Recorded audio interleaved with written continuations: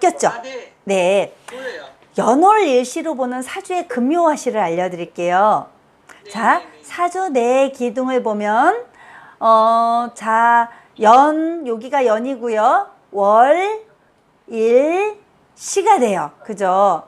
연월일시가 되는데, 자, 이렇게 자, 여기가 연이면, 자, 시공간의 의미로 한번 봐드릴게요. 여기는 국가적인, 공간적으로 따져볼게요. 국가, 여기가 사회.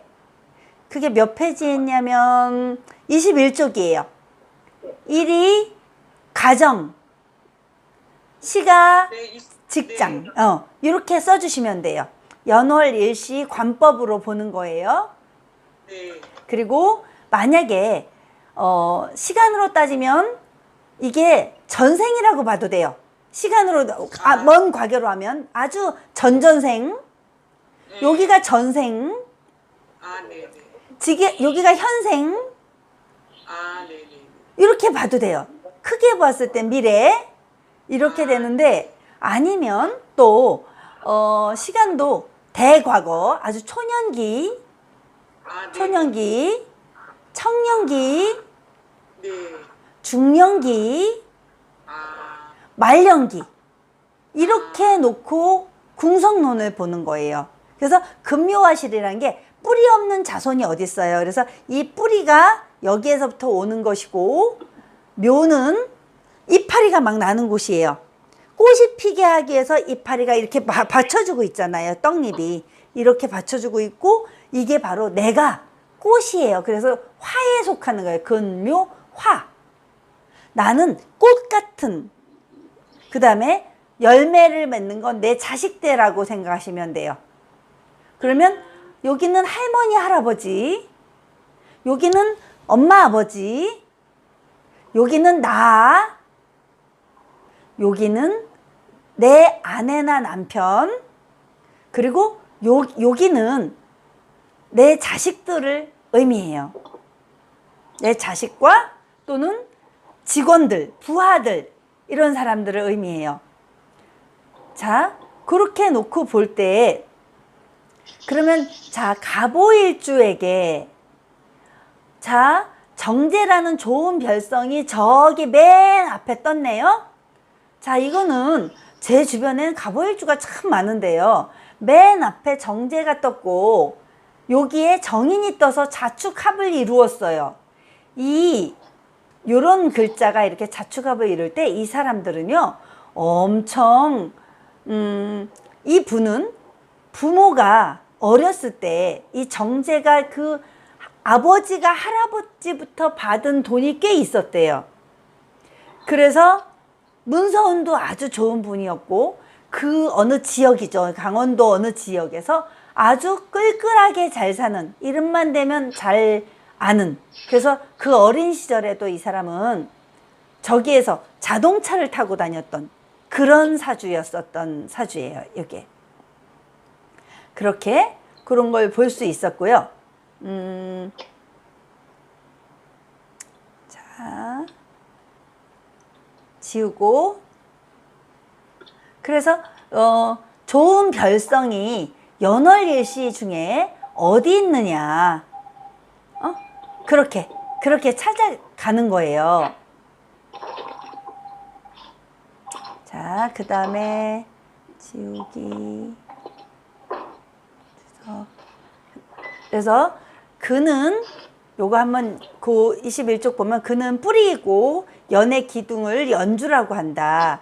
태어난 띠가 속한 부분이고, 자, 연월일시 관법 중에서 자, 여러 가지 있어요. 선생님, 요거 하나만 보여드릴게요. 또 연월일시를 보는 경우, 어떤 사람은 옛날에 우리가 60갑작밖에 못 살 경우에 여기가 15세, 여기가 30세, 여기가 45세, 여기가 60세라고 보는 사람들이 있었어요. 옛날엔 그게 맞았을 거예요. 근데 생명이 연장되는 그 시기에 살면서 우리가 어느 날 18세, 36세, 이렇게 18살을 더해가는 거예요. 그러면 54세, 이렇게 되는 거죠. 그 다음에 18살을 또 더하면 뭐가 되나요? 72세. 이렇게 되기도 해요. 그죠? 72세 맞나? 맞네요. 자, 그렇게 보기도 해요. 그럼에도 불구하고 1세부터 15세. 그럼 어쩌라고? 이렇게. 그럼 나 72세에 죽으라고? 이런 얘기도 있잖아요. 그래서 어떤 사람은 또 20세, 40세, 60세, 80세라고 놓고 보는 사람도 있어요. 자, 이런 게 학자마다 다 다른 게 지금 우리 명리학의 맹점이에요. 그런데 우주의 기운을 어느 누가 다 알겠어요. 우리는 그냥 추명학이라고 해서 이렇게 추명을 해볼 뿐이에요. 네, 어서 오세요. 음소거 해드릴게요. 자, 이렇게 추명학이라고 해서 추명을 할 뿐이에요. 그러면 자, 명리학자들이라고 해서 무슨 천재 하늘에서 내려온 사람도 아니고요. 근데 자기가 다 자기라고 말하면 안 되고요. 각자 본인이 너무 다 잠깐만 음소거 좀 해주세요. 자, 각자 본인이 모두 다 잘한다고 주장하면 안 되는 게 바로 명리학인 것 같아요.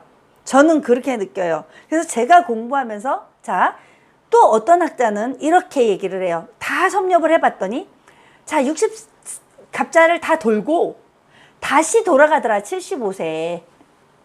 그래서 120세까지 산다, 인간은. 그 다음에 75세, 그 다음에 90세, 105세,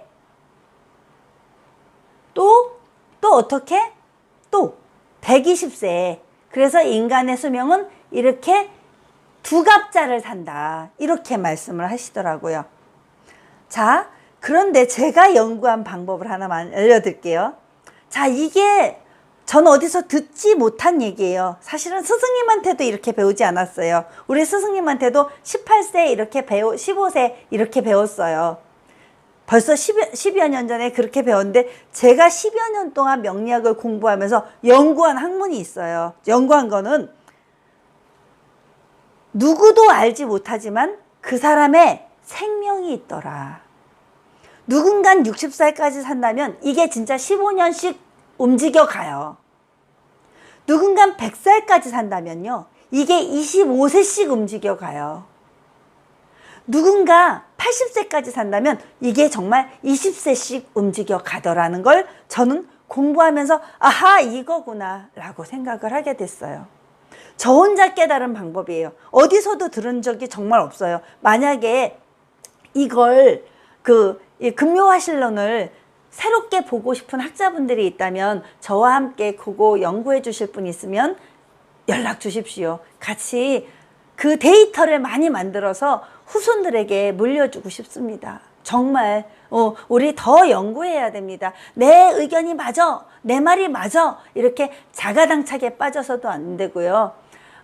이게 발전하는 학문, 명리학은 살아있는 학문이에요. 그래서 살아 움직이는 생물체와 같은 거라고 생각해요. 근데 생물을 다루는, 생명을 다루는 이 학자들이 고정된 관념에 빠져선 안 된다고 생각하기 때문에 제가 간절히 부탁드리는 것입니다. 그래서 지금 제가 말씀드린 방법 어떻게 생각하시는지 여러분 댓글 달아주시면 됩니다. 저는 그렇게 연구했고, 자, 연월일시는 분명 그 사람 개인에 따라 궁성론이 달라지더라.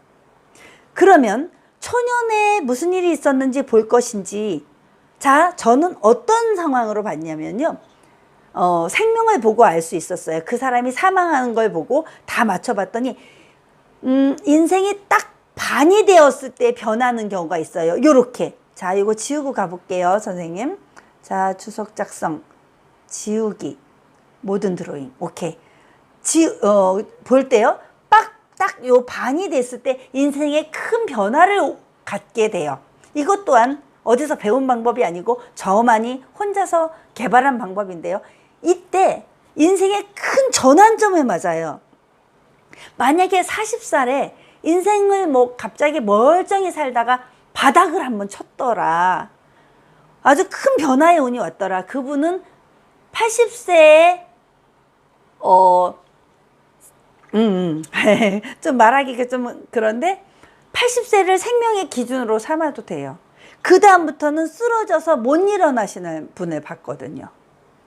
그 다음부터는 여벌로 사시는 거예요. 덤으로. 근데 인생의 반이 딱 갈라지는 시점, 그게 바로 연과 월 나누고 일과 실을 나누는 시점이 되더라는 거예요. 제가 주변에 무수히 많은 사람들 지금 그걸 연구하고 있어요. 그런데 평범하게 끝까지 사는 사람들도 있어요. 평범하게 끝까지 사는 사람은 굉장히 그냥 인생이 평탄하게 굴곡이 없이 가는 거예요. 그런 분들은 말년까지도 그렇게 가는 사람들이 있어요. 근데 굉장히 좋았다가 굉장히 나빠지는 분이 있어요. 그런 분들도 사주 오행이 안 갖춰진 경우거든요. 그러니까 사주가 오행이 다 갖춰진 사람은 두루두루 뭉실하다가 살다 간다면 사주 오행이 안 갖춰진 경우에는 아주 어떻게 되나 큰 변화를 막 겪게 돼요. 그럴 때 자, 나를 중심으로 이게 나에게 흉신인지 보는 거예요. 연이. 그 다음에 월이 나에게 용신인지 보는 거예요. 또 일이 나에게 용신인지 보고 시가 나에게 용신인지 보는 거예요. 그럼 우리는 아직 초보 단계이기 때문에 용신이 아직 뭔지 안 배우셨어요. 몰라서 지금 여기까지밖에 이해할 수가 없겠지만 그래도 거기까지만 알아들어 주시면 성공한 거예요. 그러면 자, 나에게 연이 좋은지 월이 좋은지 찾아달라고 했잖아요. 그럼 금요화실을 알아야죠. 금은 자, 뿌리 근이고요. 연주이고 대부분 태어난 띠가 속한 때가 그렇게 돼요. 근데 인생 지금 80평생까지 사는 분들이 많은 걸 놓고 봤을 때는 나는 20세까지도 본다라고 보는 거예요. 18세도 넘어갔어요. 이제 생명의 기한이 그렇게 늘어났기 때문에 수명 연장 시대가 왔기 때문에. 근데 그것도 100세까지면 25세까지 보아도 된다. 사람에 따라 다르다. 자, 태어난 고향이 바로 거기고 고국이에요. 우리나라 고국 대한민국. 그리고 토지를 의미해요. 선산도 의미해요. 그게 바로 연지를 말해요. 그런데 자, 연지가 나에게 좋은 작용을 할 때, 저 같은 경우는 연지가 정관정인이에요. 아주 좋은 작용을 하죠. 그래서 저희 부모님이, 그러니까 할머니, 할아버지가 이제 살아오신 삶을 보면 할아버지가 학자셨대요. 어디 간 거나 보면 뭐 옛날 서당 선생님, 그러니까 그 DNA를 저는 물려받은 거죠. 그래서 어렸을 때 초년운에 보면 저는 학교를 되게 열심히 갔어요. 아마 제일 1등으로 갔던 게 저였던 것 같아요. 그래서 여고 시절에도 제일 먼저 눈 오는 날 제일 먼저 학교 발자국을 밟던 아이가 저였고요. 그래서 아마 연지가 그래서 정인이어서 그랬던 것 같아요. 그리고 공부가 좋았어요. 근데 그 10대 대운이 천충지충을 맞으면서 굉장히 힘들게 살게 되더라고요. 막 정신적인 붕괴 현상도 오기도 하고요. 그래서 그 연지의 작용이 어떠냐에 따라 또 달라지고 그 연지가 깨진다면 정인과 정관이라고 하는 좋은 운이 깨진다면 이거는 대운이나 세운이 걔를 깨고 온다면 그때는 그 역할을 못 해줘요. 그러니까 그것까지 봐야 되는 거죠. 자, 어릴 때의 환경을 알 수 있는 것이 바로 근이에요. 그래서 어릴 때 정제라고 하는 아주 좋은 근을 갖고 있잖아요. 그러면요, 장점이 또 있게 돼요. 장점이 그 집안이 약간 잘 사는 집안 이렇게 되게 되는 거예요. 편제도 역시 마찬가지고 사업가 집안, 식신생제의 집안 이렇게 되는 거죠. 아니면 근데 겁재나 상관 이런 걸 연월지에 가지고 있다면 사실은 그건 좀 어려움이 예상되는 경우가 되는 거죠. 그럴 경우에 나쁘다라고 무조건 생각하지 마시고요.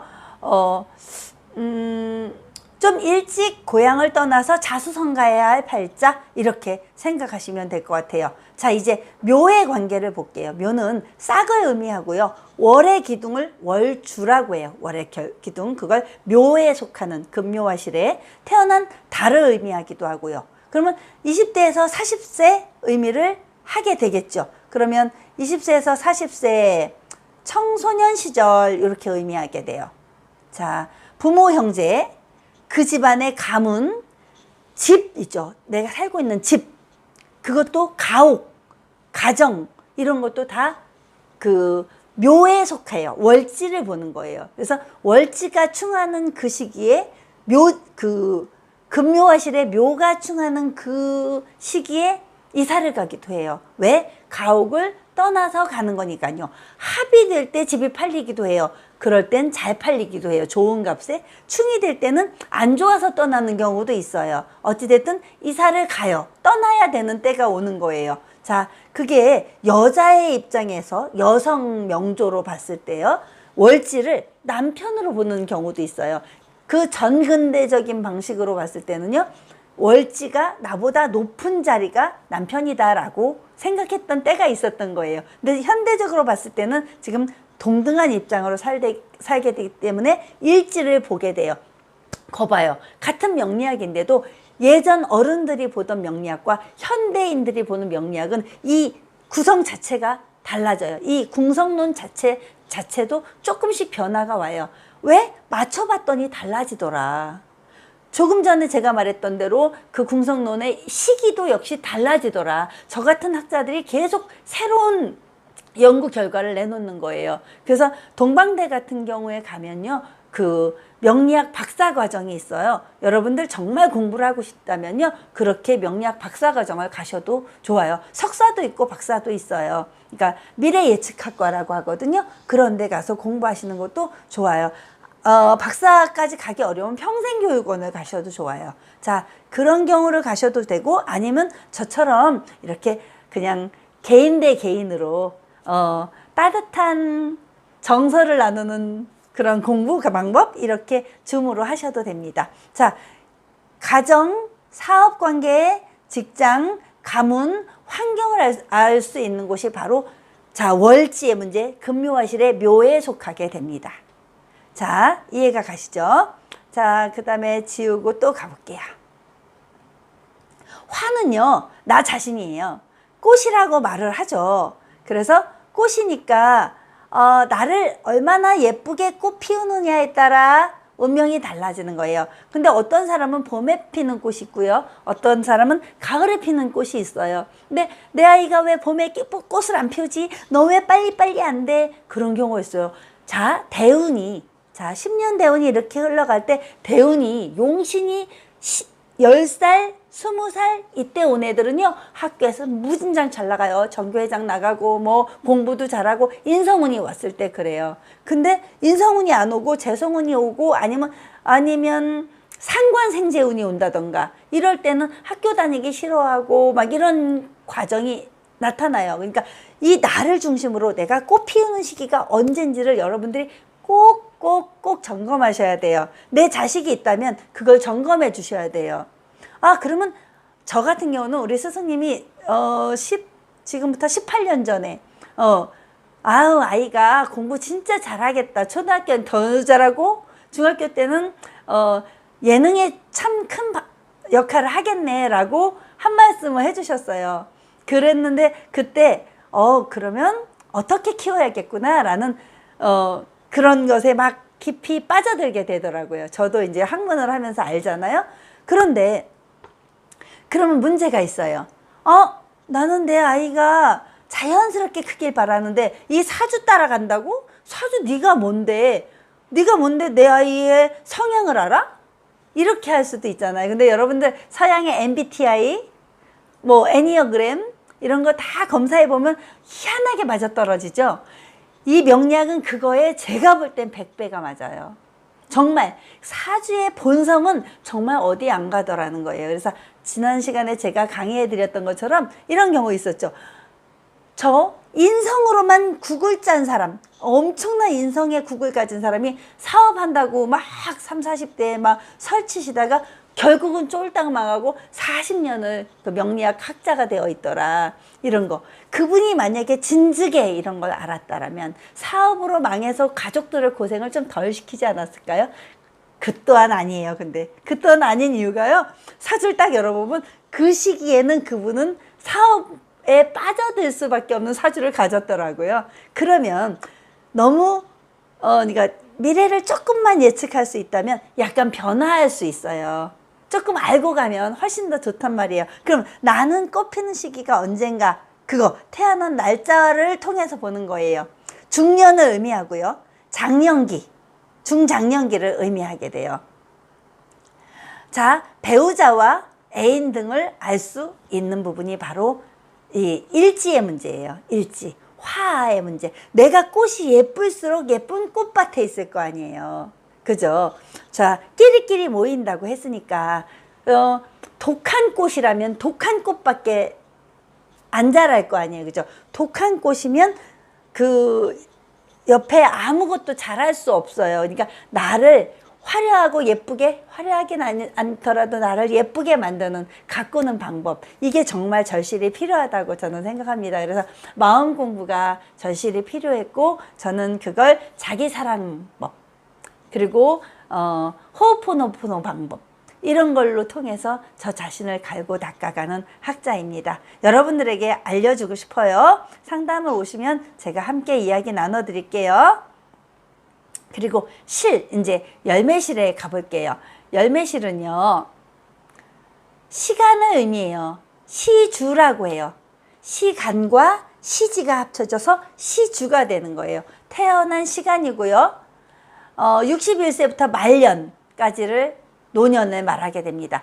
자손과의 인연을 보는데요.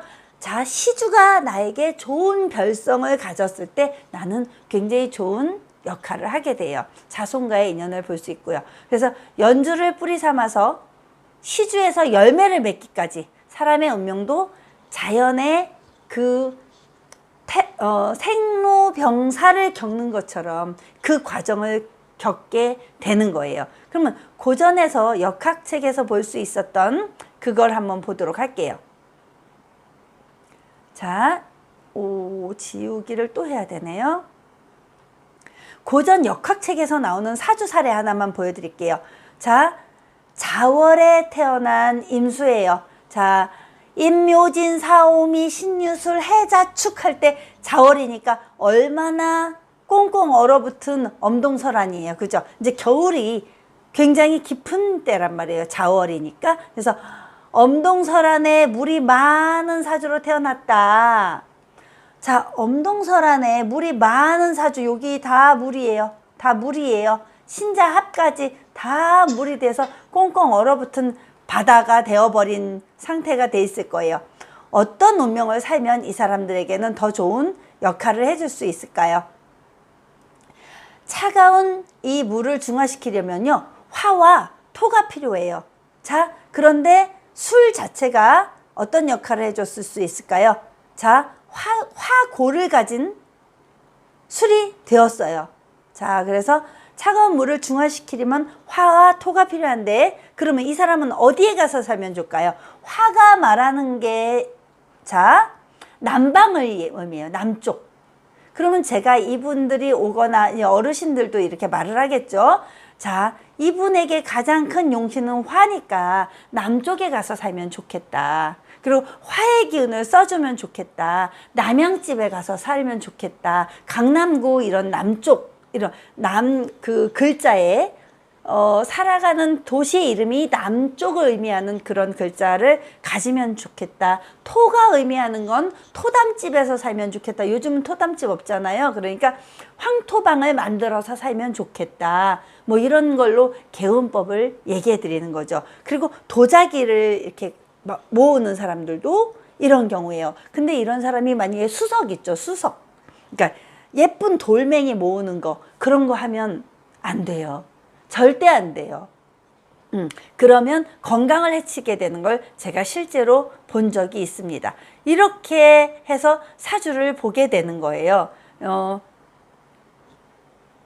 자, 그리고 또 하나, 그래서 어항 다루는 일, 이런 것도 하면 안 되고요. 우리 교과서에 이 책 펼쳐 주시면 돼요. 자, 어항 다루는 일, 수석 침이 안 좋고요. 아파트라면 이칠화.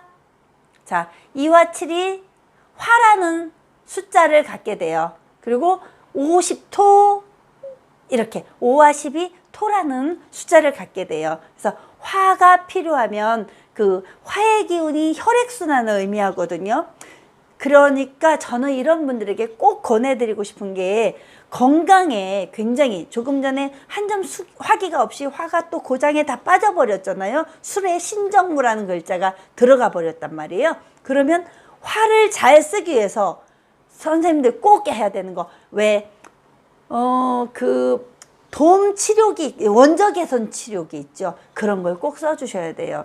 돈 아깝다고 얼마 되지도 않아요. 알고 보면 좀 비싼가? 저도 잘 모르겠어요. 금액은. 그러니까 그렇지만 알고 보면 싸게 구할 수 있는 것들이 있을 거거든요. 그러니까 내 몸이 언제나 따뜻해지도록 체온을 정상 체온을 유지하도록 저체온이 많이 생기게 돼요. 이런 분들은. 그런 분들에게 아주 필수적으로 그런 치료기가 필요합니다. 뭐 초음파기나 뭐 돔치료기 이런 걸 꼭 써줘야 될 분이 있어요. 전 그래서 그분들에게 그런 걸 알려주기도 해요. 그래서 이칠화, 난방집, 남쪽집, 남쪽 창문 이런 것들을 화가 필요한 사람들이 쓰게 되는 거고요. 자, 이게 지우개. 자, 그래서 사주에 오행이 안 갖춰진 사람들은요, 이상하게도 이렇게 필이 한쪽으로만 꽂혀요. 생맹 같아요, 생맹. 자기가 보는 세계도 한계가 있어요. 그래서 전후 앞뒤 살피지 못하고 특히 대운에서 또 수가 많은, 자월에 수가 많은 그 사람이 또 개수대운을 만난다면 어떻게 될까요? 또 겁재운까지 만나게 되니까 판단력 없이 막 많은 걸 잃게 돼요. 그럴 때 어차피 잃어야 된다면 건강을 회복하면서 잃는 거예요. 그러면 건강을 찾으면 그게 오행이 저절로 순환이 돼요. 돌아가게 돼요. 괜찮죠? 좋은 방법이죠. 그렇게 해서 갖게 되면 될 것 같아요. 자, 이렇게 해서 오행을 잘 활용하는 방법과 지금 금요화실의 관계도를 같이 보아드렸어요. 자, 이렇게 기초를 강의해드렸고 이제 또 다른 기초 강의를 준비하겠습니다.